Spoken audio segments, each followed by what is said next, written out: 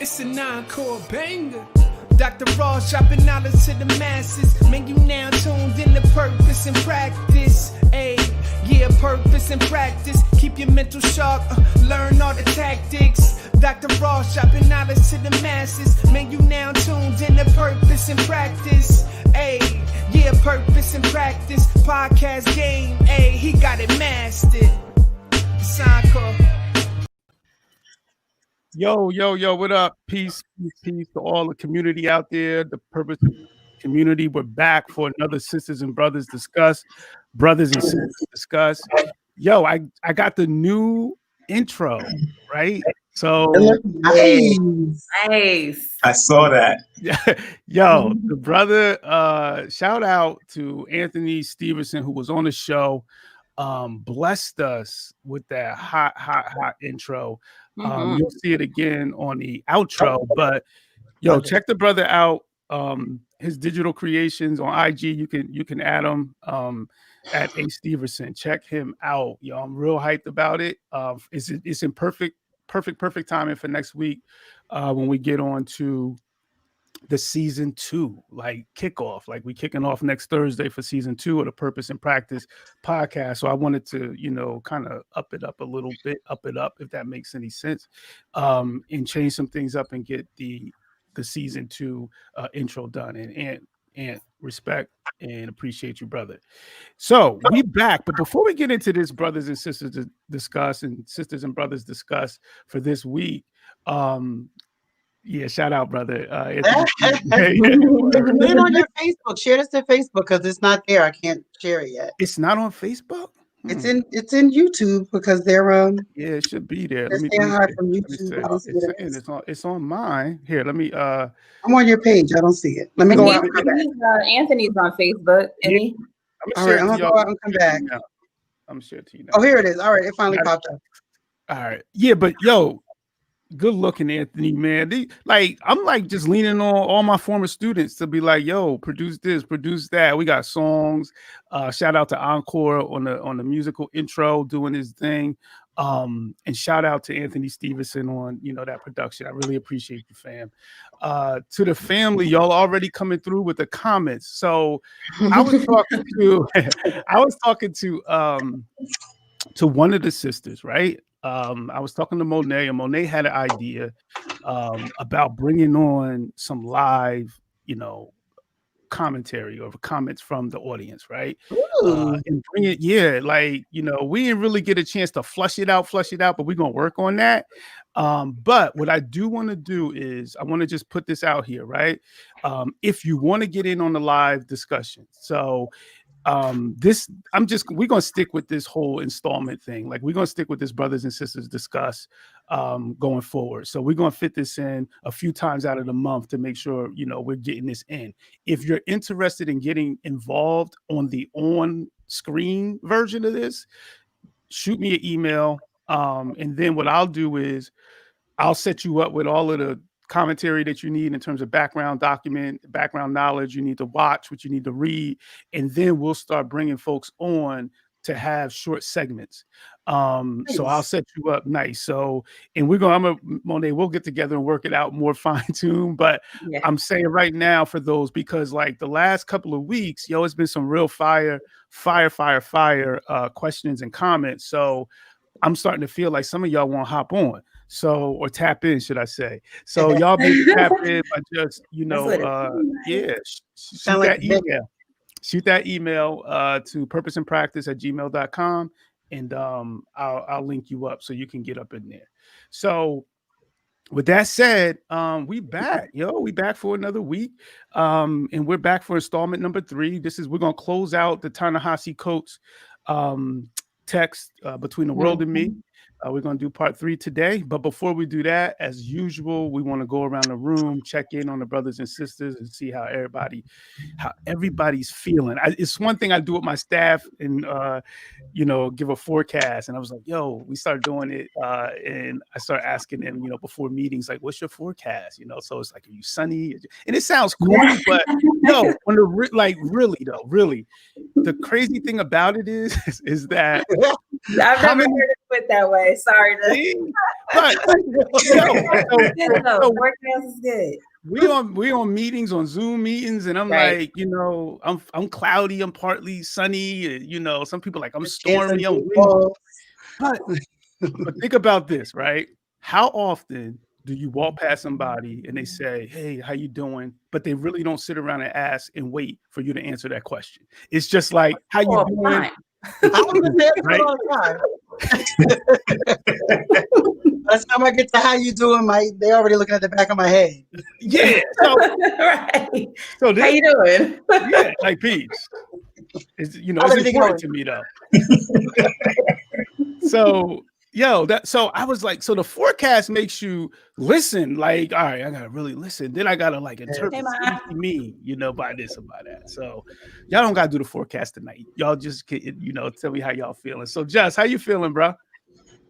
Hey, I'm sunny. I'll do the forecast. I'm down with the forecast. I'm sunny. That's my AL life. So you know, everything aligns with the sun. The sun provides energy and light, everything. And that's what I strive to provide every day.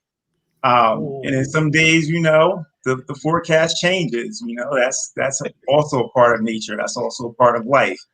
But right now, I'm sunny. I'm excited about, you know, wrapping up this book study. Hopefully, we've given the people a lot of information, a lot of insight, and hope they enjoy the show. Shout out to my students. I want to give a shout out to them too, because they're a part of the reason why I'm feeling sunny right now too, because it's great to have them back in person. For right now, hopefully, you know, we can sustain them being back in person, you know, 4 days a week. But, you know, I'm ready. I'm ready. So peace to everybody. I'm ready to get this discussion started. Shout out to the Long Branch Public School, those students getting their grind on. And yo, students is like, they're being mad resilient. You're talking about, you know, checking in, man. Educators, make sure y'all checking in on those kids. And make sure you're checking in on their parents too, because we stress. You know, it's real. It's real out here in the virtual world. It's real for educators. Educators are working, man. It's a million times harder than we've ever had to work before. So if you see a teacher and you in line at Starbucks, at Dunkin' Donuts, yo, buy them a coffee, hook them up, you know, hug them. Well, you can't hug now because it's the whole social distance thing, but yo, show them love. Show your teachers love. Yeah, get that air hug, yo. Yeah. You know, but they'll be happy with the coffee. Trust me. If they're getting coffee, hit them up with a tea, a coffee or something, yo. But you know, shout out to all of those people making it happen in the educational world under these crazy circumstances. Same thing with parents as well. Yo, next we got the sister Sherrod. What's good, Sherrod? Hey, I'm sunny too. I'm gonna go with the forecast. I'm sunny. Just feeling good overall. You know, I don't know if we'll get to it, but yesterday was a great day for me and for many of us. So I mean, I'm still beaming. So I'm sunny. I'm rainbowy. You know, I just feel good overall. Feel good. Just all the good juices, all the good. All the juices are good. Just soaking in all those good juices. Every last one of them. Yo, that's what's up. We got another sunny forecast. So what's up, Monet? We got Monet, the youngest in charge. Yes. My forecast, I'm going to be very honest now. Go. A partly cloudy action going on. I'm peeking through. I know as soon as we get into I literally just got off work. So I know once we start talking and getting into it, I'm there because I'm excited about the conversation, excited to be here. But I'm on the partly cloudy side. Almost clear though. It's almost clear. It ain't crazy. It ain't crazy now, but keep it, but you got to keep it real. I said it's not raining or nothing. It's not raining. Oh no, it's not raining. And it's scattered clouds. You know, not even fully overcast. I'm on the way. Yo, it you know, it's crazy because it reminds me of the on the Purple tape, Rainy Days, you know, and you hear that track on the only built for Cuban Links, the Purple tape. But the rainy days, like, you know, and it's like getting through those rainy days. And even like in the whole in the beat, you know, it's like you hear it kind of is crazy because he through beat, RZA goes through like the rain, and then like you start hearing like these kids laughing like in the background, like almost like the sunshine is coming out. And like when growing up, you know, like you can like relate to that because it's like, all right, when the rain starts, you got to go in the house. And then, you know, sometimes you would have those summer in Jersey, those summer rainstorms, and then they be over quick. And then you start hearing people outside playing. So then that's when you go to your mom's and be like, yo, can I go outside? People outside again. And it was like when I heard that track and I heard those kids in the background, like, and the birds start singing again, and it's like, all right, it's time to come back out. So, yo, that's how I be feeling like in terms of where we're at right now. Yo, it's like it's a constant transition through sun, and then we get cloudy, then it's raining, it's storming, then it gets beautiful again. And I have one other thing to add. I forgot I'm wearing my pearls. I'm still curling. I'm still there. Word. The Chucks we're gonna be celebrating for a little bit. The Chucks too, or just the pearls? The Chucks. Was y'all sporting the Chucks? The Chucks. Oh, no, I never checked out. I ain't got my Chucks on, but shout out the beautiful inauguration, man. Just energy was beautiful. It was really, really, really beautiful. And it felt good, you know. It really felt good. And it's funny because that's a good segue moving into this part 3 of Ta-Nehisi Coates' work. And I'm Sunny, by the way. I was gonna ask. I was gonna. Yeah, I'm there. I'm gonna let you skip that part.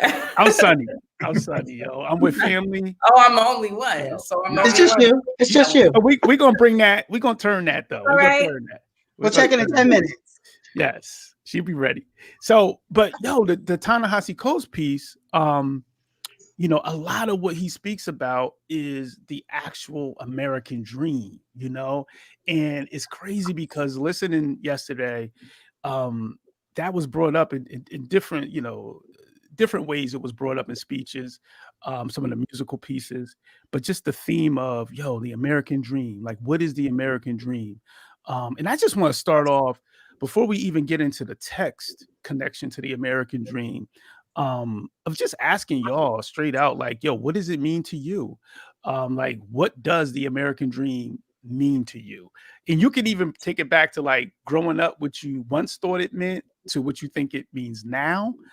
But I'm just interested in hearing, you know, how you all feel about like, what is the American dream? I'll start. So I'll take your cue of starting with what I used to think it meant.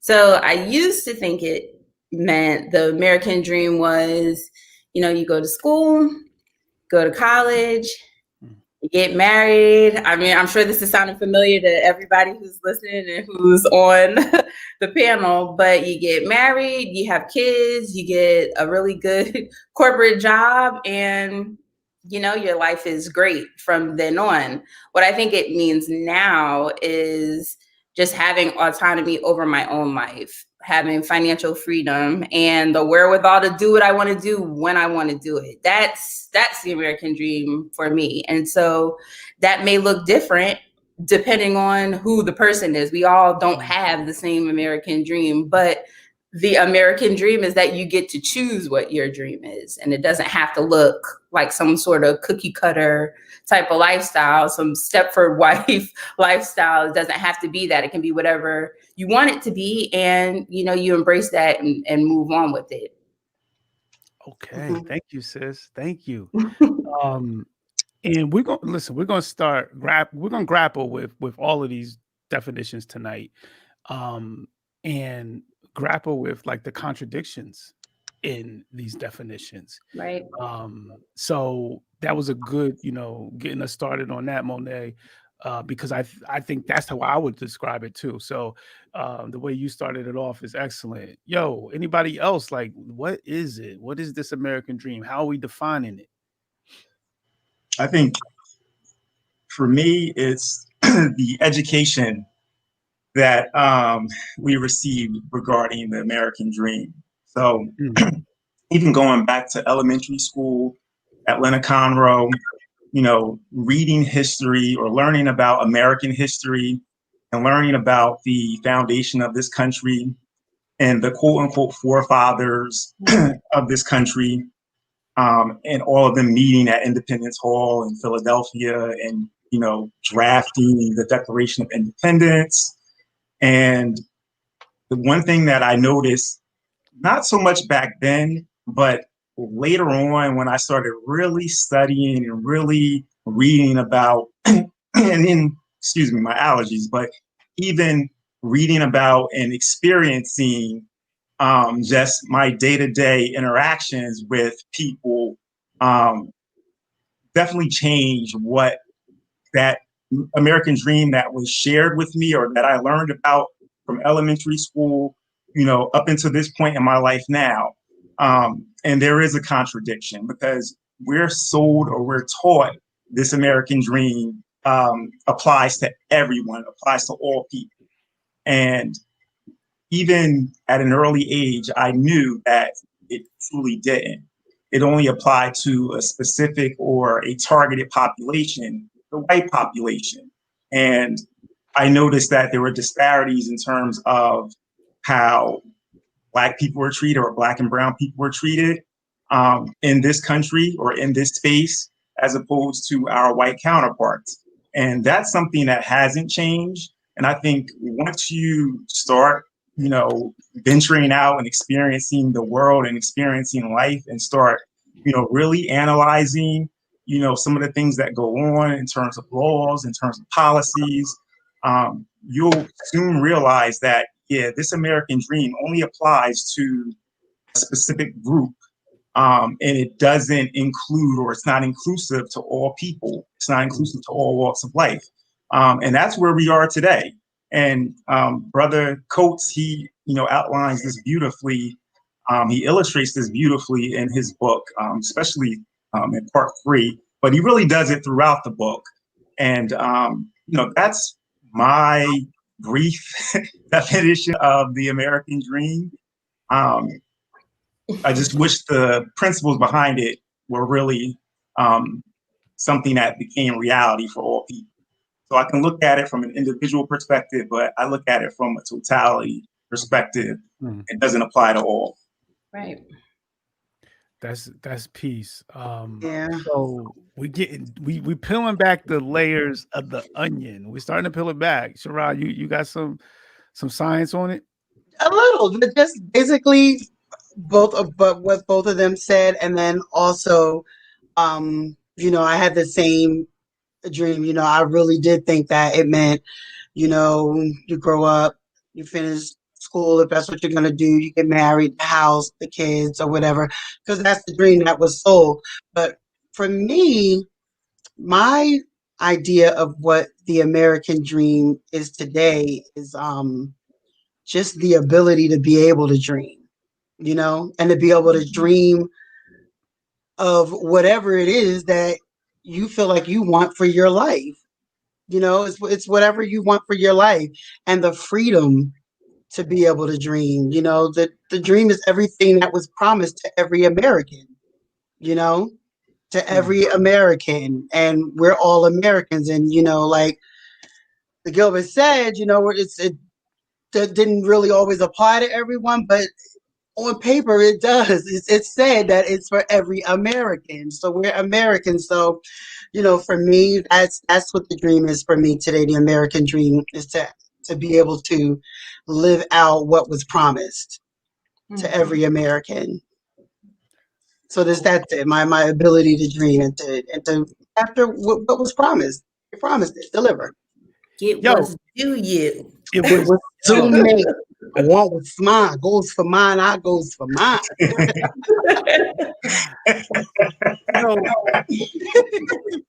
it's crazy because it reminds me of, you know, and we're all familiar with, you know, Dr. King when he talked about the promissory note, right?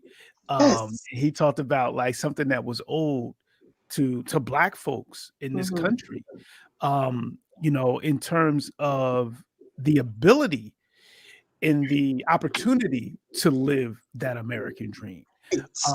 You know, so because at the start of, we got to understand at the start of this country, this country's birth, the dream wasn't meant for us. Right. You know what I'm saying? Like it wasn't meant for us. It was Purposely left out. Yes. We were included in it, not the way that we wanted to be. Yes.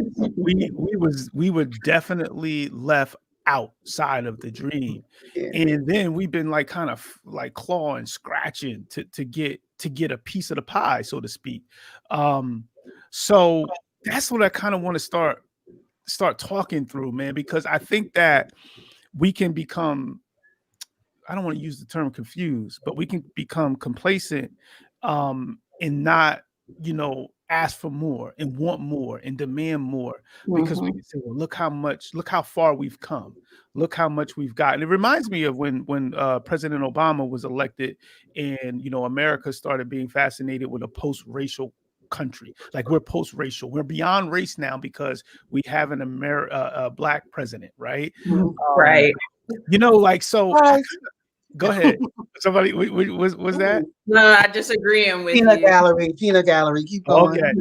Okay. So I'm like, all right, let's talk about it, right? So let's go back to what Monet was like. All right, you have the opportunity, you go off to college, you make a career for yourself, you make a living, buy a house, buy a car, have children, have that picket white fence, you know, all those beautiful, beautiful things. And then let's ask ourselves the next question, right? Let's say as Black folks, we achieve those things. Do we look any different in the eyes of America? Do we look you already know we do. like the rhetorical question round that is meeting. But let's talk about that. Does that advancement put us in higher regard? Does that advancement shield us from America and the history of racism in this country? Like, because if we paint the picture like, yo, once you do these things, you good. So I just want to talk through that. Like, yo, can we get all of those things and achieve all of those things? And then does that mean we're straight? Ask Barack Obama. Ask Henry Louis Gates. Ask Henry Louis Gates. Who got arrested on his own court. In his own house. Right. So that to me still blows my mind. So no, short answer. No. So, but let's talk through that. What are the dangers though of believing once we do those things, we are now free of the other burdens? Like, what are the dangers of that? So there's a parallel between that and even when they do the, oh, well, he had his hands in his pocket, or he had a hoodie on and he's threatening. And there's a parallel. You can be doing what you're supposed to do, everything lined up. And even if we're talking about Prince Jones, like what was he doing?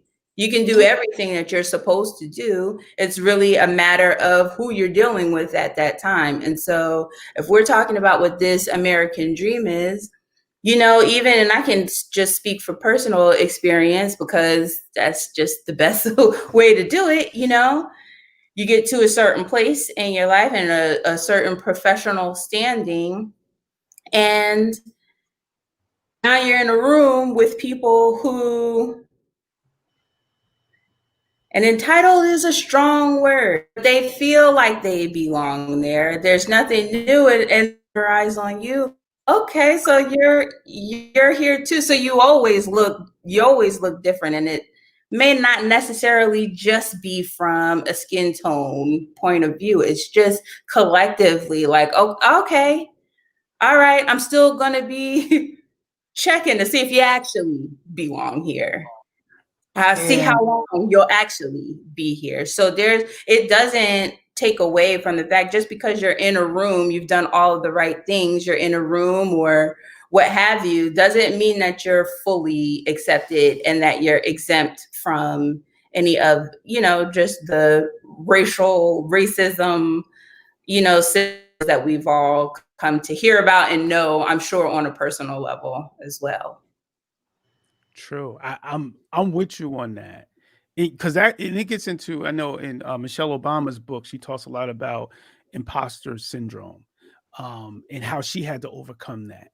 And then she was like, man, when I got into the highest spaces, and got into as being the first lady, like I was sitting around tables and I'm like, yo, these are the ones that I was thinking I couldn't compete with. That's too.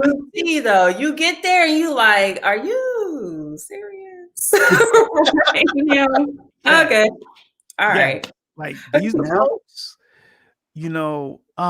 but and I'm glad that you mentioned the Prince Jones situation, because when you're reading the text Between the World and Me, Prince Jones, like a lot of his, he was brilliant, first of all, okay, and that afforded him a lot of opportunities to be in spaces that were like elite spaces, whether it's educationally or socially or what have you.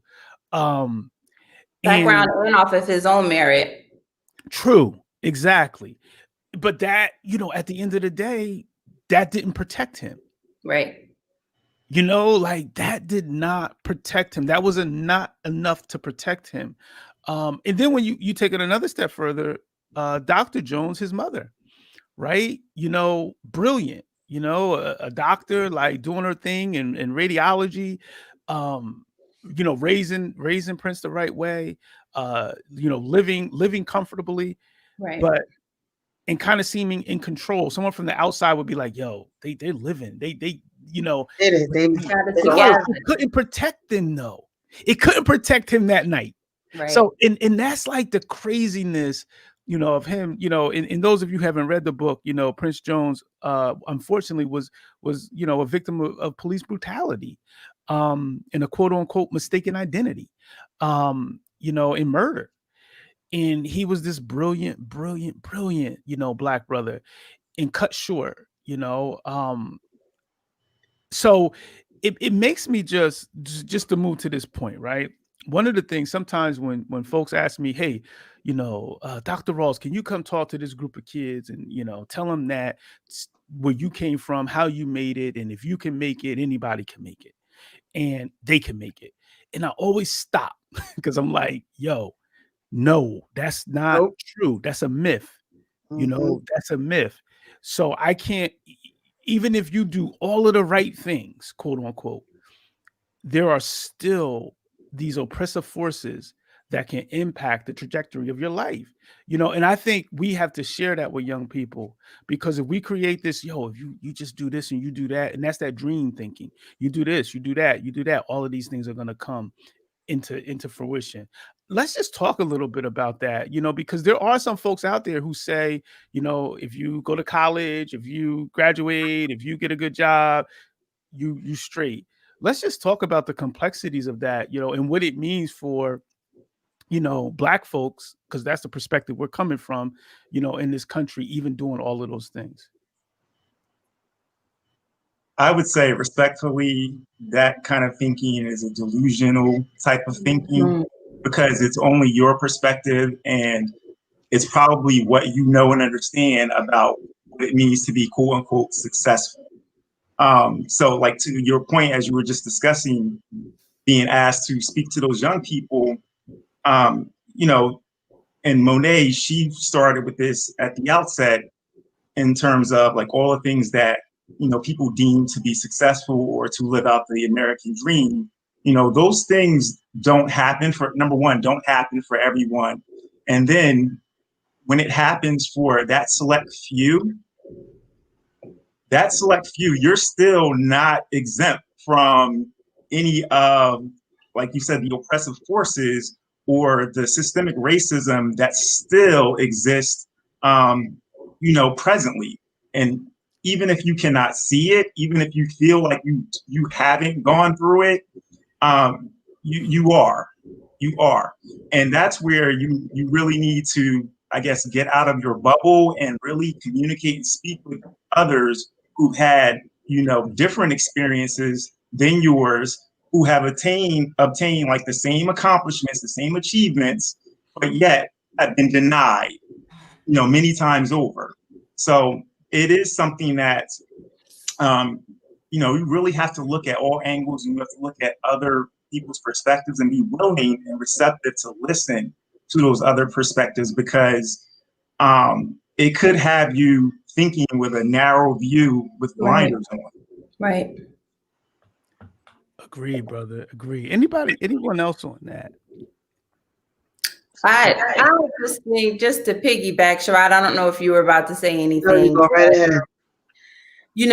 As far as it being dangerous, you started about, asking us about that. And it is to think that, and to be fully bought into this American dream and thinking that it applies to everyone the same way, you may find yourself moving in a way that you don't have no business moving, thinking that you can do what other people can do because of who you are. And you'll mess around and find yourself in a situation that you can't come back from. So that's the danger, to speak to that point. Yeah, to answer that question. Yeah. It is dangerous, and we've seen it too many times with celebrities, like you think about Michael Vick, the first person that comes to mind just thinking about this. Like, just really, like, this is Michael Vick, a kid, but came through. And when I lived in Virginia, he didn't live far from where I live. And it's everything that he said it was, where he's from, and still was able to come through and do all that he did and come crashing down the way that he did. And the same people that lifted him up were the ones that brought him down and tried to keep him there. So it didn't matter the apologies. It didn't matter the work that he did with PETA. It didn't matter anything that he served his time. He said it didn't matter that he served his time. Whatever they said, you got to do this amount of time. He went and he did it, pretty much in solitary the whole time that he was there. And, that is the danger of thinking that if you do all the right things, when you look like us, that's the danger. I'll do all the right things, and these things will all of a sudden go away from me. I won't have to deal with this because I am who I am. I did what I did. They know me, and none of that matters. I'm not. Now I can do what other people are doing. Which one of those rappers did that and got himself all messed up, and then came back and said, "Well, that never happened to me. I never experienced it, so I really can't." Who was it? Was that A$AP Rocky? And then got all sketched up over there. Him and Wayne. Lil Wayne. Him and Wayne, and I think it was one more. Yes. And snatched him right up in for a little fight. Yes. A little fight. It was mine. Sweden, Switzerland, somewhere. Yes, it was mine. I think it was. Yeah, that was A$AP. Yo. A$AP Rocky, you know what I mean? And I think right on up, and he had to come back, eat all those words, through all 8 of them braids. He had to apologize. Wow. He had to let us know. Listen, I didn't understand, but I do now. Right. Sometimes it's better. They'll learn you. They'll learn you. It takes that. It reminds me of, shout out to Paul Mooney. And if you're not familiar with Paul Mooney, you need to get familiar with Paul Mooney. If you're a fan of Richard Pryor, you're a fan of Paul Mooney. He wrote all the Richard Pryor stuff for the most part. But he used to say, and I'm not going to use the term that he used, but he was like, it's a wake up call. Like it's a Black folks wake up call. Like you can think that you have moved to these spaces of being elite and being untouchable, but trust me, you will get your wake up call that you're not at that level. So, and I think that that's something that we really, we got to wrestle with, because if we out here painting pictures, and that's where that whole dreamers come from. We paint pictures that just do this, just do that. Once you do that, you're good. That's a false narrative. Right. You know, that's a false narrative. It's a setup. It's a setup. Because what do you do when your entire life you've been fed the same narrative and you get there and realize that none of it's true? It's not true. True. It's a letdown. That is made up. It is not true.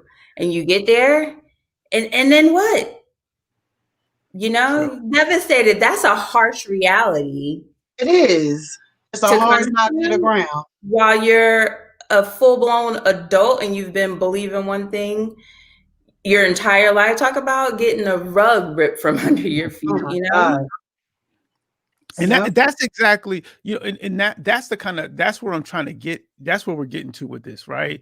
Is that it's like that rug being, you know, lifted from underneath you, as you said it, Monet, which I think is a good description of that, because we get into these situations where we base all of our success, and I don't even like using that term success, on this American dream and attaining it. And then once that rug is ripped, where do we go? We try to go right back to the folks that, you know, where we came from, you know, and then it's like, yo, is it love still, you know, where we came from? And are we going to be embraced, you know, where we came from, because we got quote unquote that wake up call. So I wanted to, there's a quote from Frederick Douglass. He, what he wrote the speech or the essay, you know, what the 4th of July means to, you know, the slave, right? And one of the things that he said in that, and he said, I say it with a sad sense of disparity between us. I am not included within the pale of glorious anniversary. This one meaning the 4th of July. Your high independence only reveals the immeasurable distance between us. Like, you know, it's like, yo, we sitting on the sideline watching y'all celebrate y'all independence, and we don't, or that freedom or that dream that we were still enslaved. The freedom that you're celebrating, we were not. We put the party together for y'all to have this party. We cooked the food and exactly served your guests for free at this party that y'all having that doesn't include us. Exactly. So you know that part isn't talked about in schools, like in history books. That part gets left out. The part that also gets left out in history books is the fact that the Black soldiers were initially denied by George Washington to fight in the Revolutionary War, and they considered fighting on the side of the British because they said, you know what, come fight with us, and we will grant you your freedom. And it wasn't until then is when George Washington had a change of heart, when he realized that, okay, you know, those Black soldiers that were initially no good to us could potentially come back to haunt us. That's right. It's very similar to present day 2021 with our vote. True. And winning this election for Joe Biden. No, it salute, you know, when you look at the turnout, you know, and what the Black vote did in this election, it was critical. Right. You know, it was really really critical. But when you go back to the whole history of this country, you see the critical point in part that the Black man and woman and child played in all of this, you know, and that creates the whole irony of having to fight for a space at the table, for not feeling like all of these years later, you know, centuries later, not feeling like an imposter, not feeling like, yo, maybe I'm not supposed to be here, you know. It's real, man. It's so complicated. And that's why I wanted to spend some time, you know, on this dream, because in the book, Coates visits, you know, Dr. Jones, who was the mother of the brother Prince Jones, who was murdered by a policeman, and she lives in this like lavish home. She's very successful, and she, you know, from the way Coates explains it, it was like she escaped this feeling of like, vulnerability, this feeling of like, yo, anything can happen to me, or, like, and he brings back, because he keeps sticking on this reality of like, yo, we're not safe. Like, no matter where you think you are, you can get got, like, and I think that, we stop thinking that we climb these ladders and we start feeling like, yo, I'm untouchable. I can't be God. So what I kind of want to extend to, and get into is the trauma, that surrounds all of this, and in this case, Dr. Jones, Prince Jones's mother, who lost her son to police brutality, she's still kind of like moving on, like kind of like, not that it didn't happen, but she's processed and moving on, through the grief and through the trauma. And I started thinking about my son. I started thinking about my daughter and how that situation would impact me. And if I would kind of turn into more of a vigilante, or if I would kind of take it in stride of like, all right, there's other things that, we need to do. Let's just talk about that, just the point of, as a mother, as an aunt, as a father, losing a young one, a son or a daughter, and how, especially to police brutality, how we deal with that trauma, and if we strike back or if we are complacent with it. And we've been seeing a lot of that in the news lately with the murders, of a lot of, Black and brown women and men. Let's just talk about that, man. Like, how is it, I hate to say in hypotheticals, but how do we feel like we would respond in those situations? Oh, I don't really know. I don't really know, because it's something I don't really like to think about, hypothetical me. I really don't know, because I see both. I see myself doing both. I see myself totally being out of it, and then I see myself totally wanting revenge and feeling okay with both. Like right now, if we're speaking hypothetically, whichever one of those sides of the coin that I flipped over to, today I'm okay with either one. I'm okay with either one, I mean, I'm thinking about someone who has a similar situation that we know to what we're talking about. And the police were involved in some way, and there was loss of life, and I don't know. I don't know. I just see the way that this person responds to, losing, to that type of loss. I'm trying to protect the privacy, Well, but finding the word, yeah, and I respect that, yeah. but how this person responds, and I can only imagine, like, whatever the reaction is on any given day, to me, is justified. To me, it's justified, because I just could not imagine. I could not imagine something other than old age taking one of my kids out. It's like old age or a sickness, like something, like, I'm never thinking that it's going to be at the hands of someone else. So I think whatever I would feel at that time would be justified. I can't imagine. I do tell my kids, though. I said, listen, because, everybody's like, we need to calm down, we need to forgive, and the first thing that happens when you see these that's where I was going. These Black men getting killed on TV. The next day, before the mom can process her feelings, they're coming out like, we need to forgive, and I already forgive, and the judges are hugging killer cops in the courtroom, and brothers are coming over. My brother would want us to forgive. And, I was very open, honest, and clear verbally, and also to my kids, to anyone that would ask. But I was like, listen, if a riot starts, if a cop kills me and a riot starts, do not get on that TV and tell these people, my mother would want y'all to not do this. My mother, this is not what she will want. I said, you let them know, keep going. She wants y'all to burn this M&M down.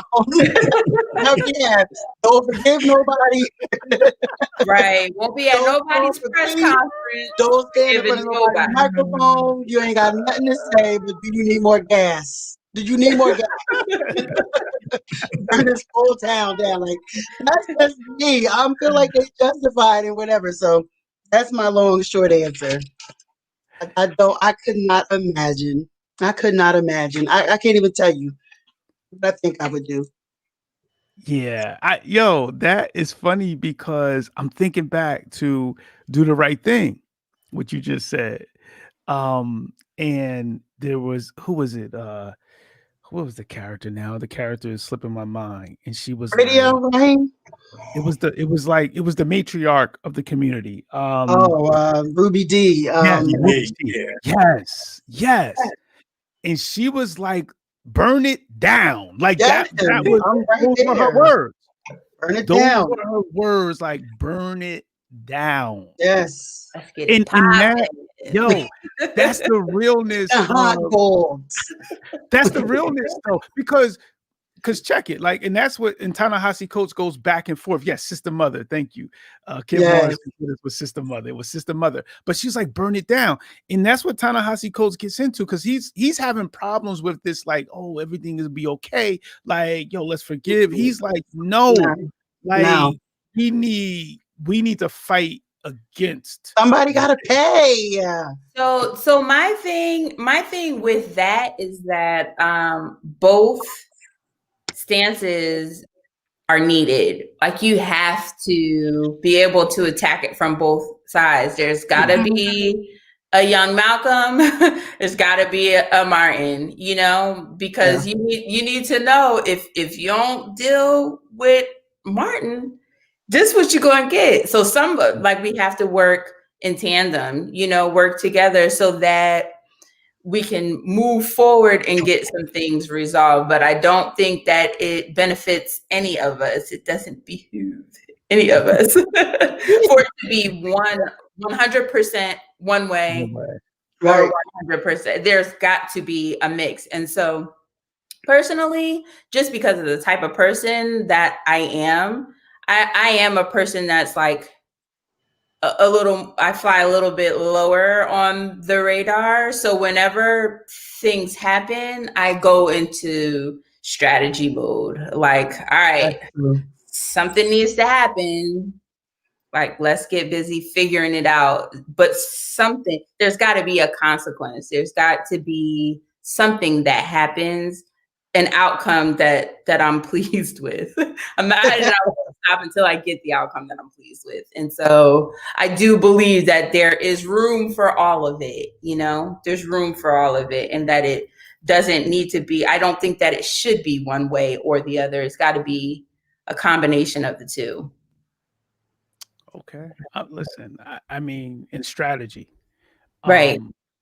And and it's funny because that, when we study like Dr. Martin Luther King, and when we study Malcolm X in this country, a lot of times, at least coming up, like it was almost like pitting against, kind of to touch on Monet, where they made it seem like you had to be team Dr. King or you had to be team Brother Malcolm, like you couldn't be both. Right, because they are the team. You need both of them. They are the team.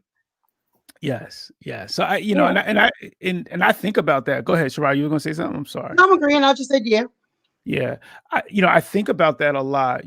Because you had Brother Malcolm, who was like the ballad or the bullet, which is still relevant today. And then you had, Dr. King, who was like, I have a dream. But the one thing which I'm always amused with the work of Dr. King is that a lot of times missing is the deep work of Dr. King. Like, we get on these surface, levels, and we don't examine everything. And when you read like his last text, the chaos or community, well, it's where do we go from here, chaos or community, right? And in that text is when he talks about the poor people's movement. I have it right here. There you go. That's the text, brother Gilbert. That's the text that there's a few things that I return to yearly. That's one of them, because that is the text that really led to the physical demise of Dr. King. Mm-hmm. Is when he started this war on poverty for real. Like, that just gave me chills. That's the text. And if there's something that get past, and the letter from the Birmingham jail, that's another one that's brilliant. But if you really want to start digging deep into King, get that, where do we go from here? And you will begin to see, and Brother Gilbert, I don't know if you want to comment a little bit on that. Like, I see you got the notes. I didn't read it in its entirety, but it's about his last year or two of his life. And it's funny that, when you talk about Dr. King and Malcolm, their methods were different, but their ideologies in the end really aligned. And that's what, again, we were taught, Dr. Martin Luther King is about peace. Malcolm is about militancy and violence. And, that's just a very surface knowledge. And it really marginalizes their legacies, which again, I take it back to the educational system. We need to start having these discussions. It needs to be written in curriculum on how to have these, these whole discussions on, figures like Dr. King, like Malcolm, like the list goes on and on. Like, there's so much of our history that's been marginalized. And that's part of the issue, in all of this as well, is that, a lot of us are just, uninformed or misinformed regarding, history, regarding American history, but regarding history as it pertains to, the contributions of Black people and even beyond contributions, on how we intellectually built this country and how we also physically built this country, because so much is put on the physical labor of slavery, of chattel slavery. They don't talk about the intellectual ideologies and the brilliance of so many of us. Like, we talk about Harriet Tubman, slaves, but there was brilliance in that and how she did it. Yes. And the list just goes on and on. But back to where do we go from here? It talks about the latter part of his life. And yes, how he addressed poverty and how he started talking about the redistribution of the pain and of wealth. And we all know how economics play a huge part in everything that we do and how we live. And once you start talking about basically going in people's pockets and wealthy people's pockets, then that's what they don't want, that bag. They don't want to part with that bag. And that's when they decided, he has to go. Right. And another thing, the last thing I want to mention, the King family sued the United States government in a civil suit, and they won for being complicit in his death. So I was so happy that his youngest daughter, Bernice, on Twitter on Monday, she posted basically, save all the fake love. Yeah. Not all of you loved my father. Yeah. And then she talked about the report that came out about how like a third of the country felt that he was responsible for his death. Whoa. Wow. And that he was a troublemaker. And, posts from the FBI, who we know, they were definitely involved in his murder. They're congratulating him now for his work and his dedication to freedom, justice, and equality. But you followed him and you felt that he was a threat to this country. in the 60s, and ultimately caused his demise. So, the hypocrisy is real. And that's the other piece. Yeah, that's the other piece when we're dealing and having this discussion about, this country. There's a lot of hypocrisy going on. But yes, where do we go from here? I have a couple of his other books as well. Why We Can't Wait. I have them right here. Stride Toward Freedom. So this is Stride Toward Freedom, to pick this up. And these are books that he authored. Yes. So this is, you don't hear about them now. Right. No. We get the I Have a Dream, the last few bars. Yeah. I Have a Dream. And they still killed him. Yep. Love and Why We Can't Wait. Yo, I can't find Why We Can't Wait right now. And that goes though to like that urgency, and I always think about that, that fierce urgency of now. That's another Dr. King. Like now is the time, right? And that goes back to a lot of my love with the word now, because it's like, yo, it's happening now. Now is the time. The fierce urgency of now. Like what are we doing? And those are the things that real talk is missing. That is missing from the canon of Dr. King that we celebrate in this country broadly. It's missing. That struggle piece, that side of Dr. King is really missing in terms of how we approach it. And but the final thing I want to say on that note is, the tax of speaking the truth, right? What we're doing right now, there's a lot of folks, professional or otherwise, who will not do this because they think that they may say something that could put them in jeopardy of that American dream. Right?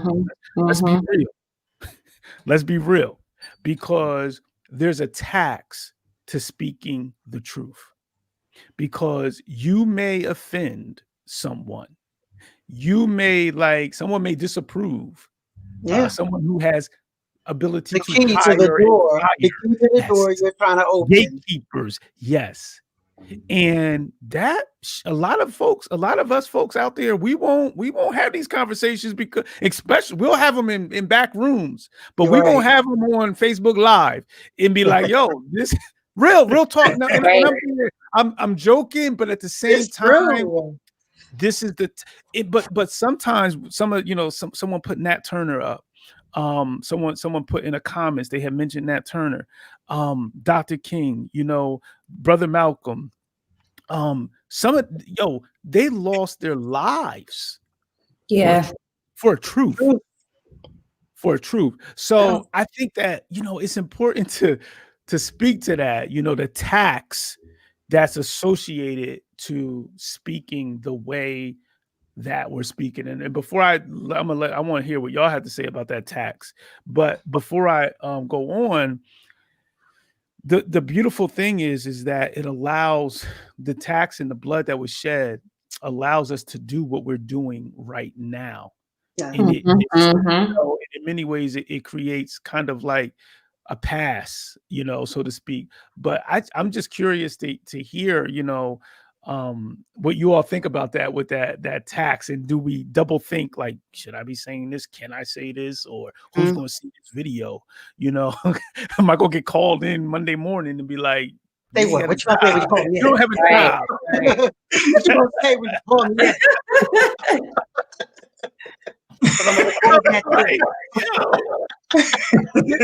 But really, so here's my thing: if you are not willing to pay the tax, as we're calling it tonight, if you're not willing to pay the tax on speaking the truth in order for you to live, are you really living? Say that again. Are you free? If you're not, I said, if you're not willing to pay the tax, right, that's required in order for you to speak the truth, not your truth, because there is a difference between the truth and your truth. So if you're not willing to pay the tax to speak the truth in order for you to live. Are you really living? Right. That's the question that I'm really putting out to everyone, because for me, it's like, I'm trying not to cuss, put a plastic bag over my head, don't poke no holes in it, and suffocate me if I'm not allowed to speak the truth. And a lot of people think the truth is coming hard and keeping it real and this and that. But like, no, it's exactly what it is. It is the truth. Say what is true, not what you think, not what you feel. And I think Cuomo said that your opinions don't matter in the middle of this pandemic. What you think, what you feel doesn't matter. What matters are these facts. And we only going to deal with the facts, not our feelings. And if you're not willing, and I just put this out to everyone, if you are not willing to speak the truth, believing that somehow that keeps you alive and living, are you really living? Because if you're not willing to speak the truth, you are killing off a piece of yourself anyway. Every time you shut the truth down, and it doesn't mean you got to be running, yelling, and screaming and cutting people and doing what. It's just when it's time for the truth come out, you just have to do it. You just have to do it, and that's what got Martin killed. The truth, not his truth. The truth. I have a dream. Nonviolence. That's not what got him killed. That's not what killed him. It's just not. The truth did. And he was willing to pay that tax. So today, I'd like to say thank you, Dr. King, for everybody. Well, because like, I'm joking, but I'm being serious. Like, I appreciate that, because when you tell the truth, you give other people permission to do the same. Ever been somewhere in a meeting, at work, in school, where something's going on, the person up front, and you look around at your colleagues and people are looking uncomfortable, they squirming or whatever. You just have one person that's willing to stand up and say, you know what? I don't fully agree with what was just said. And then all of a sudden, yeah, me too. Yeah, you know what? I was thinking the same thing. And it's like, shut up. Because y'all threw me out here by myself. Right. And I'm not done. I'm protected. Like you've been quiet. Yeah. I don't want nobody thinking we was having a private meeting. This is me. It's all me. This is not right. But I've always been that person when it mattered. When it matters. I don't always do it because like little dumb stuff. But when it matters, I will always. I don't care what the consequence is. I will always, because I can't do it any other way. I cannot, and I will not. Yo, but I'm just telling you, rising to the top. Sometimes rising to the top, some people got to keep their mouths shut. Mm-hmm. They can't have certain conversations. Go ahead, Monet. It depends. Now, there's something to be said for discernment. Now, you're not gonna bait me into every conversation that you want to have about this. Like, I have to get a real good feel of what the intention of the conversation is. Like, if we're speaking so that there's some kind of understanding comes from the conversation, I'm all for that. But I don't engage in I have politely excused myself from conversations, even recently. Mm-hmm. Like, I just don't feel that you're genuine about hearing how I feel about the current state of the union, Mm-hmm. How I'm really feeling, and me to speak on behalf of my community. I don't know that you really want to hear that. And so I'm going to pass, I'm not really going to engage in this conversation. But if I know that it's because you're genuinely concerned, or maybe you're genuinely confused about where all of this uproar is coming from, then I'll have the conversation. But I don't just have the conversation for the sake of having the conversation. That's right. I respect that. I definitely respect that. Or for it to be a spectacle, Or for it to be a spectacle. Yeah. Some stuff now, they make it, it's like, all right now, hold on. Everybody just calm down. Everybody just calm down now. They make it. Sometimes you have to, but for the most part, I don't do it unless I know that there's a genuine interest in what I have to say and how I feel about, because it's emotional. You know, we're very invested in those conversations because it's our lives that we're talking about. You know, our lives, our families' lives, people who we're close to. So that's not something to just, you know, to trifle with. This is real. Don't just use me so that you can have a conversation to share with some other people who are not a part of it. Just say I spoke to one representative of all however many billions of us there are, and she said, which means, you know, that's over. I had to speak to people about that. Some of my own people, like, just be careful because they will use you as the example, or you'll give them permission to say or do X, Y, and Z because you are close to this person and they've had this conversation with you. And now they think it's okay for them to say or behave a certain way. And it's not okay. And so I'll leave that there.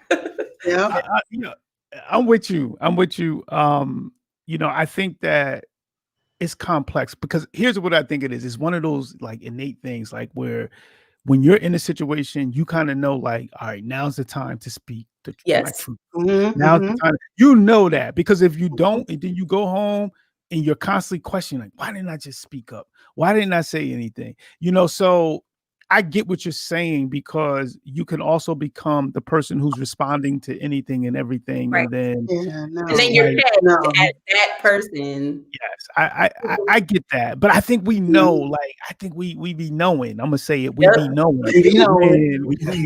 We be knowing. When it's like, I need to say something. In the more blood that's shed, in the more sacrifice that sacrifices that are made, the more truth is accepted. And, you know, because I even think about, you know, the sister yesterday, Amanda Gorman, who, you know, the brilliant poem, like, there's such an oral history in Black culture that allowed her to give that speech yesterday.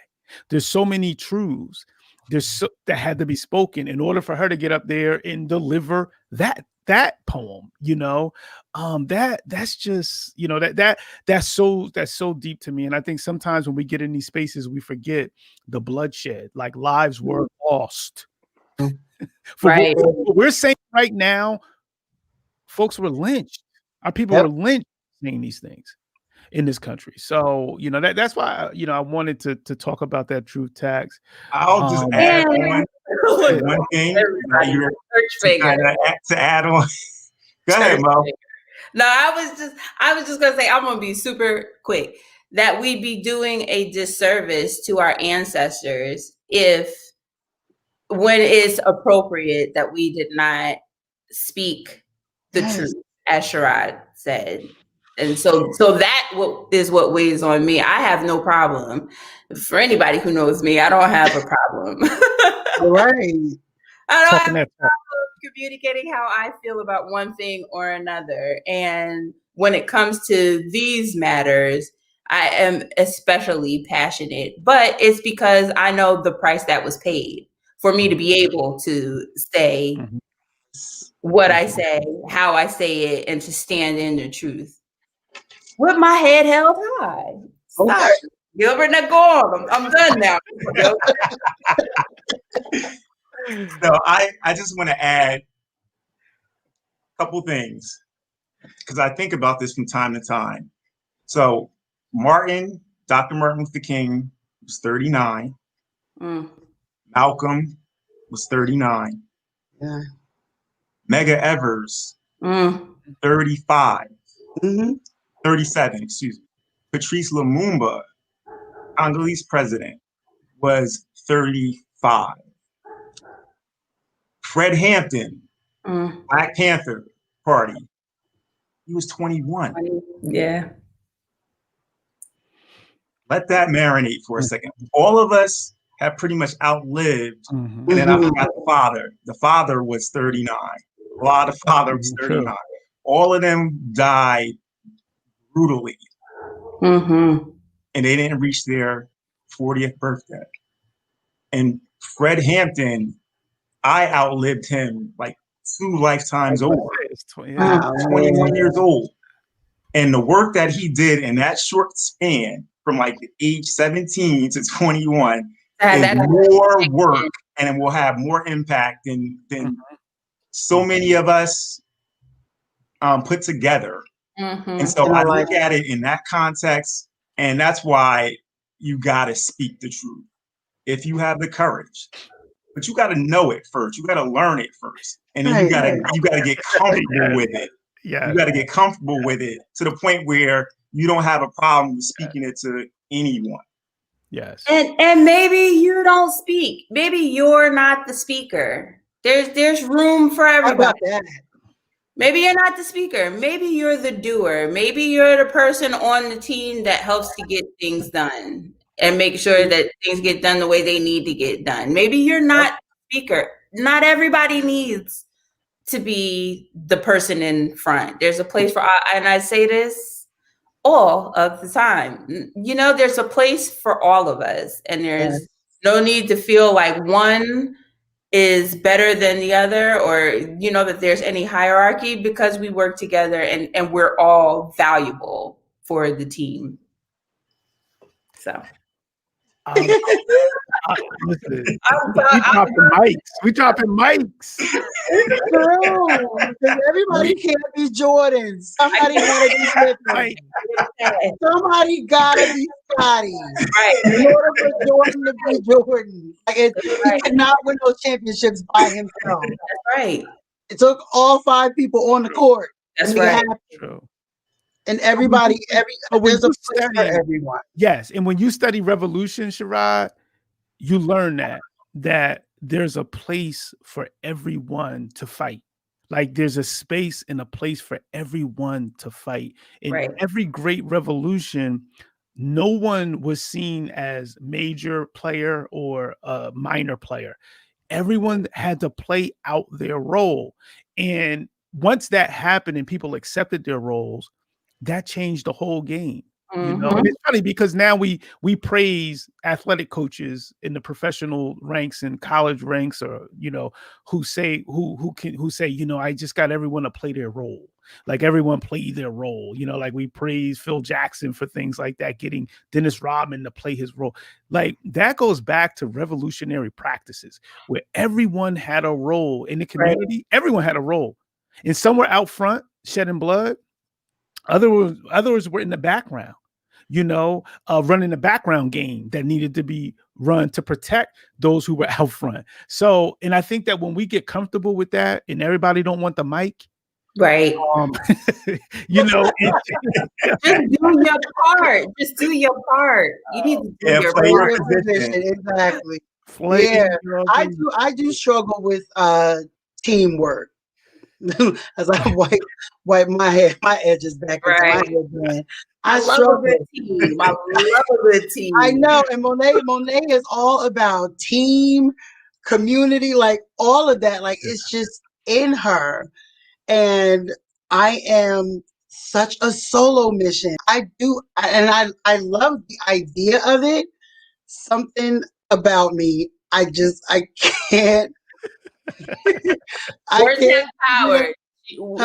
She's on her way. Yeah, I'm working. I promise. That's one of the things I'm working on. It's held me back in so many ways, but the importance of understanding the structure of a team and how a good team is put together, and the role of everybody and the importance of everybody on that team is so key to almost everything in life. We couldn't have gotten to where we got without a team. Harriet could not have gotten those slaves off that plantation if there was not a team in place. You know, the Ground Railroad. If it wasn't the railroad, somebody had to. You know, we all. Somebody had to. You know, like it had to be something in place. Somebody had to let her know where the North Star was, so that she true. No, it was the board. And the drinking board, and the mold on the north side of the tree. And like somebody had to do that for her. True. It was, there were systems in place, there were communication methods, like everyone, you know, from business owners. There's even revolutions, and you talk about female and male prostitution. They were involved in revolution. Like these things are not like, because for true revolution, it involves the people. Like Right.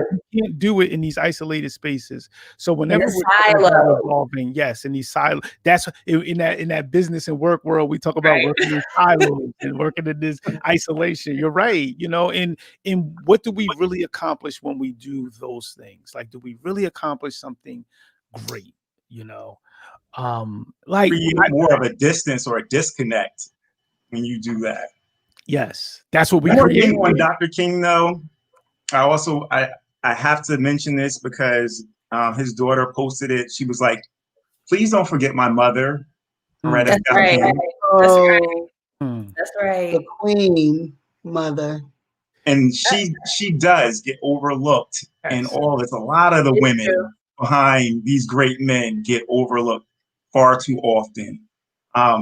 You know, she's the one that really got the holiday. She got the holiday in '86 for you know, for Dr. King. Like, she was a big proponent of that, and she wrote the foreword in either one or several of these books. So, you know, shout out to, you know, Coretta Scott King, Dr. Betty Shabazz, all the women who also were and still are a part of this struggle. And then we were able to celebrate yesterday, you know, the first Black woman vice president. Very nice point. That was on point. It wraps up everything. It really, what we were just talking about, it really does. Finding those different spaces. What was that last question that was up here from Ken Morrison? Okay, he says, using that metaphor, do we see more revolutionary change in the Black community because we've been pacified into a role? Have we been conditioned to promote performative action over actual action, especially in a light of social media? So I think he's going back. Yeah, he's going back to the previous statement that I had made, and that's a deep, you know, that's a deep question, because what I got into that, like, are we being pacified? Like, and when we reach certain spaces, are we being pacified based on the things that we reap, gain based on those spaces? Yes. You know, it's really, it's really complex, because then I think about, and I forget the brother who wrote the book, The Spook Who Sat by the Door, which is based on infiltrating a system. Okay. In this case, it was I believe the FBI or the CIA system, in learning the system and then using the system against the very system.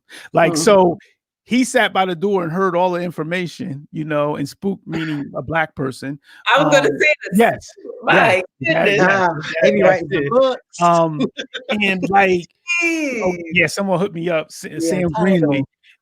But then it's like, yo, do we have to do that? And sometimes in our role, yes, you said, Monet, yes. The answer is yes.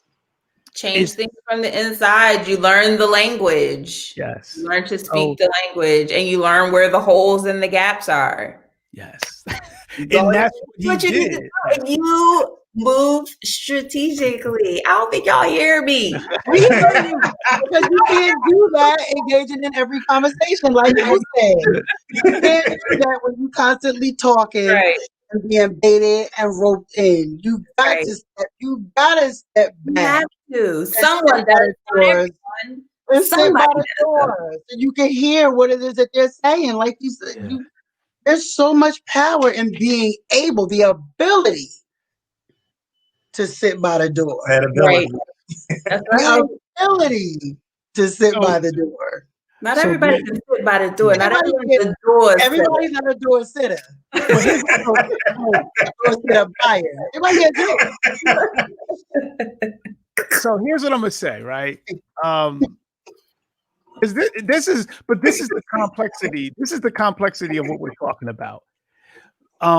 Because how many times do we strategically, going back to what Monet said, like when we're strategically using these folks who are in these spaces that have access, because the spook who sat by the door is basically saying, I had access to knowledge, right? Mm-hmm. I got access to knowledge and access to information.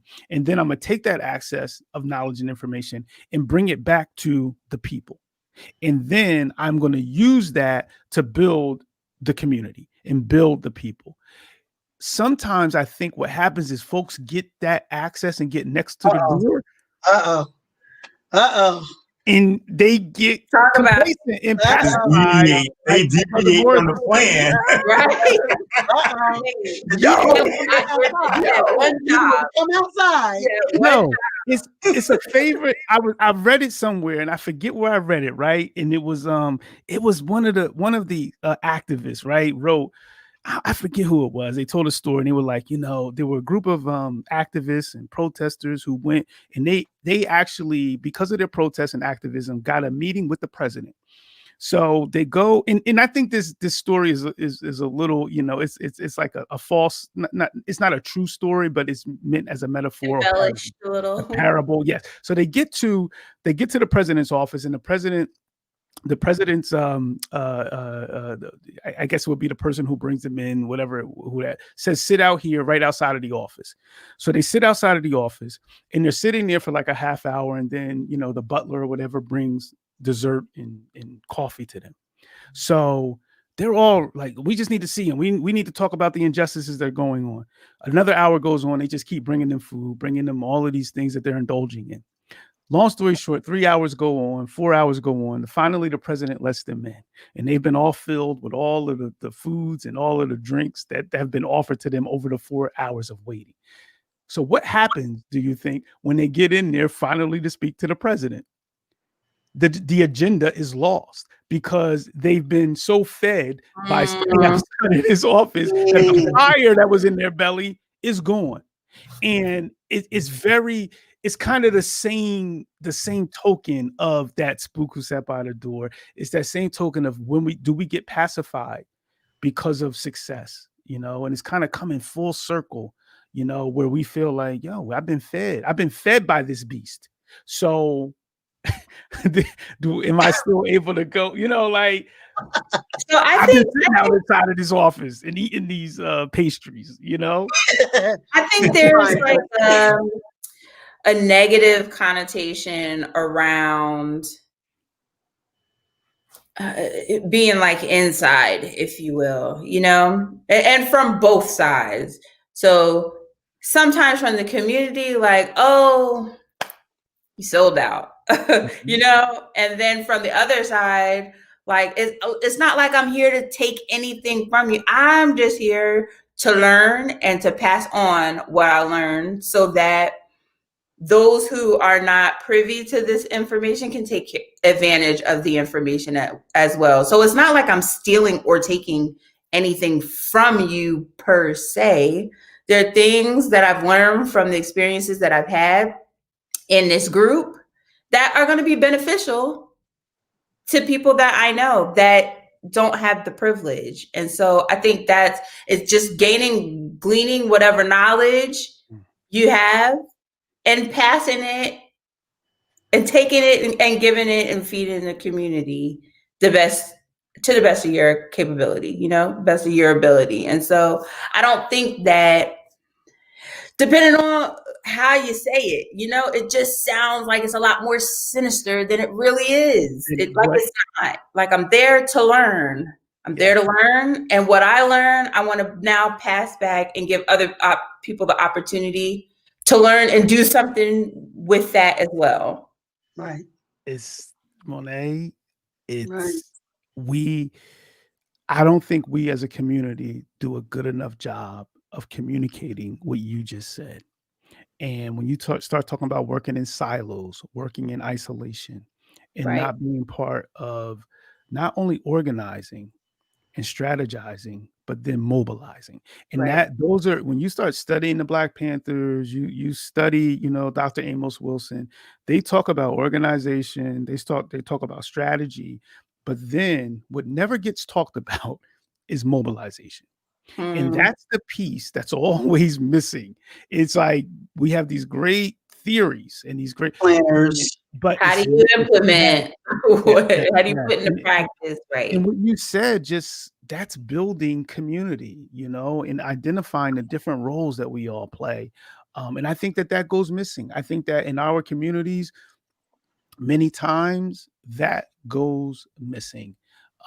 That piece that communication piece. So, we talked. We did talk. We did. And I think that, when we read that book and, if you watch the documentary, there's so many stories behind it, so many paths you can take. And we just went on a whole path tonight that you wouldn't even think was related to that book, but is so deeply related, to the book of Between the World and Me by Ta-Nehisi Coates.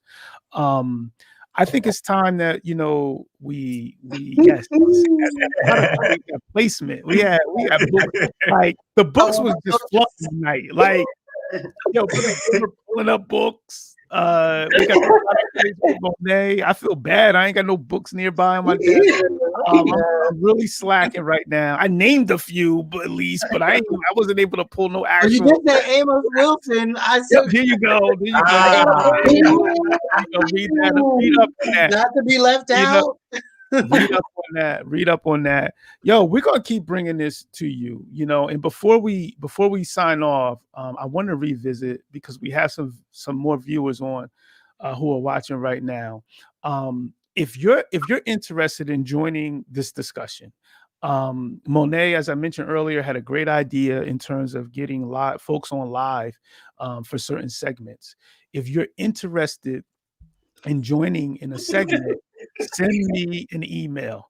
And I will definitely make sure that I link up with you, get you the information that we will be reading before the show, so that you can join in on the show live. You'll be pulled up just like this. You'll be in a box, like we're in boxes. Yeah. It talking about, certain pieces, like there was a lot of good comments coming up tonight. So hopefully y'all use that email, shoot me an email. I'll make sure going into February, we're going to come back with some more installments that I will definitely reach out and get you involved and let you, if you want to get involved in the content that we'll be going through next, which we'll discuss as a group, then we'll get you involved and you can come on and, you can build and add on, in a box, like we in these boxes. With that said, I want to thank you all. Like, y'all made this possible, coming with your different perspectives, and I appreciate you taking the time to be a part of this, and I appreciate all of the community for building, for being a part of this tonight. This was real. These three installments was real. Yeah, they were real. And that's why I was like, we got to keep this. I feel like it's feeding a community and we're being fed. Everybody's eating, right? So we got to keep this going, even if it's a couple times a month. We're gonna find a way to keep this energy coming. So with that said, I'm gonna go around the room and just see if there's any last words, any parting shots that y'all want to give. So we'll start with we ended last time, I think, with Brother Gilbert, right? Were you the last one, Brother Gilbert, or was it you, Monet? I think it was Monet. Monet was last, right? I had to cut we out need a forecast update too, Monet. So Monet. Try. Don't be reading my mind. Get out of my head. I feel good. I feel so much better now that we've been through this discussion.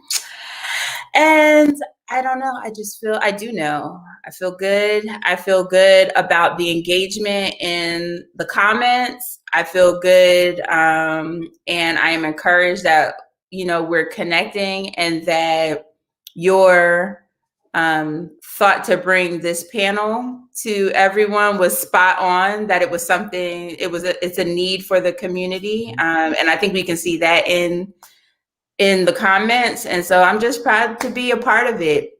Excited to be here. Looking forward to coming back. No doubt. We're excited and thank to have you guys for all the activity. I love it. Yeah. I love the comments. I love that people are listening and participating. Crazy. And share it. Those of you who are commenting, please share it on your Facebook page so we can continue to grow this community. And hit me with an email if you want to get up on here. Like, hit me with an email and we're going to have a good time talking. Hit me with an email. Because they have stuff to say too. They got stuff to say. I know y'all got something to say. Yes, we will work it out. It's going to be a lot of fun. Right. Let's go next. I'm listening. It's been so long ago. Who do I go to next? Is it Sherrod next? Doesn't matter.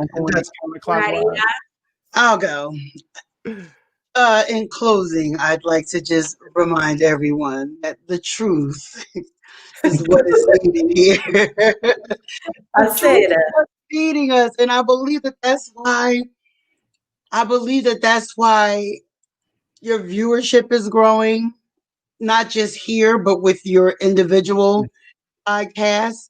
When you spotlight people, it's the truth, and I believe that we as Americans have been starved of the truth for a very, very long time. When you look at all media forms, radio, television, internet, all of it, it's a lot of untruths that we are being fed, a lot of untruths that we're we're trying to live up to things that aren't true, and just living the truth. Start. I'm not saying go out there and start a revolution tomorrow, but definitely get comfortable with the truth. It's not a bad thing. The truth shall set you free. It really will set you free. Just do it. Your life depends on it.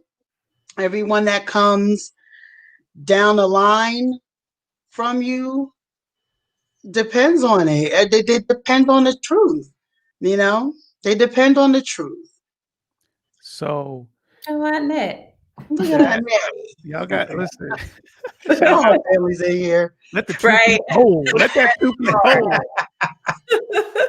Listen, it sounds corny that and I hate to, I'm not going to use the term corny because I think it's been overused and used in wrong situations. The truth says it's been but it's so true. It's because just being free. Yes. And when you don't want to say it is what it is, it is what it is. But it is what it is actually means. This is the truth. It's that. So maybe if we stop saying it is what it is, as if we don't know what it is we want to say, and that's just like the thing that falls out of our mouths. Maybe if we just and that is the truth. Not it is what it is, and that is the truth. And everybody gonna sleep better. You're gonna sleep better when you tell that truth, and when you deal in that truth, you're gonna sleep better. You're gonna be able to face yourself in that mirror, because we all gotta do that, right? We all have to do that. We all have to do that. So, Brother Gilbert. So, since we're talking about the truth, what it do? No, in our culture, our culture is predicated on learning and teaching. And learning and teaching to instill this knowledge that we acquire into our young people. Because that's the ultimate goal. That's who this needs to reach. Because those are the true revolutionaries, are our young people. And it's really timeless when you think about that statement, because in the 60s, during Dr. Martin Luther King's time, his truth was, I got to be the example for my babies, who are now all grown up, and they are, elderly now. And I guarantee you, they didn't think that they would still have to endure the same situations, the same, racist system that their father had to endure, and that he put his life on the line for, back in the 60s.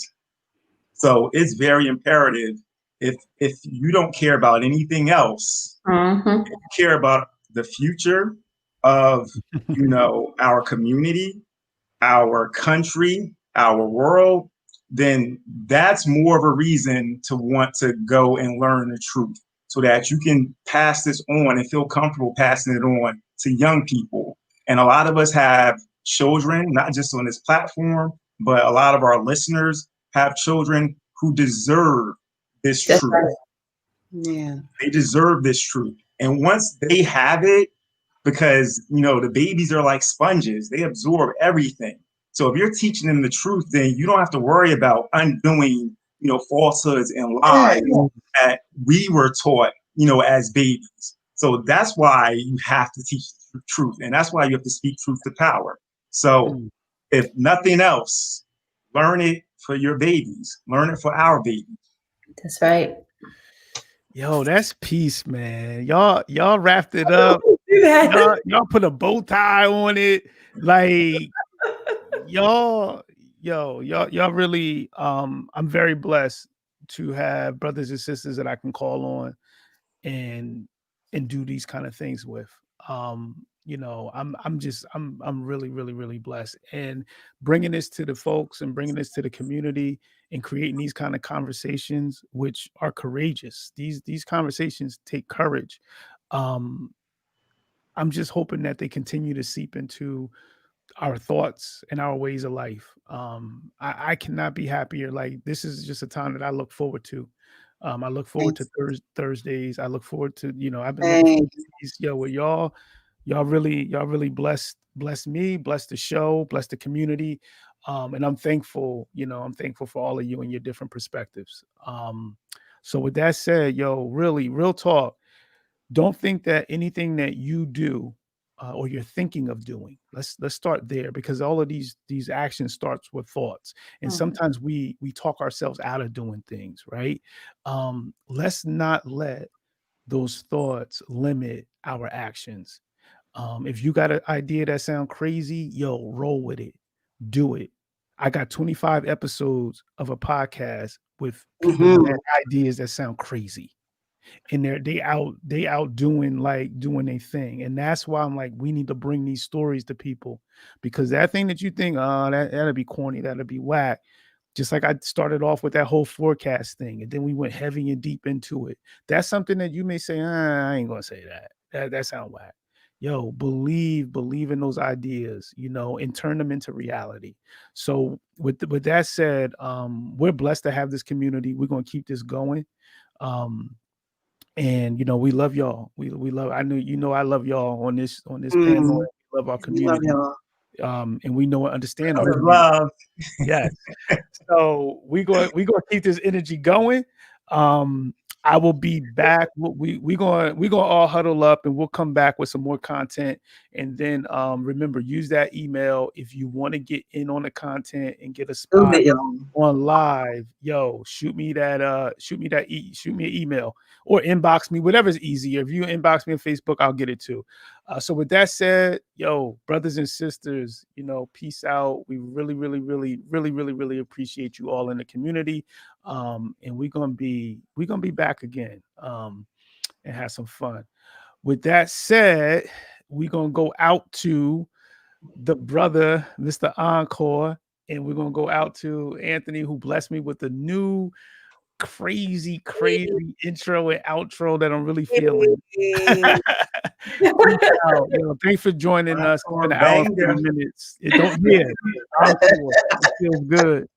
Peace, y'all. Stay healthy, and we'll see y'all next time. Bye. It's a 9-chord banger. Dr. Ross dropping knowledge to the masses. Man, you now tuned in to purpose and practice. Purpose and practice. Keep your mental sharp. Learn all the tactics. Dr. Ross dropping knowledge to the masses. Man, you now tuned in to purpose and practice. Yeah, purpose and practice. Podcast game, ayy, he got it.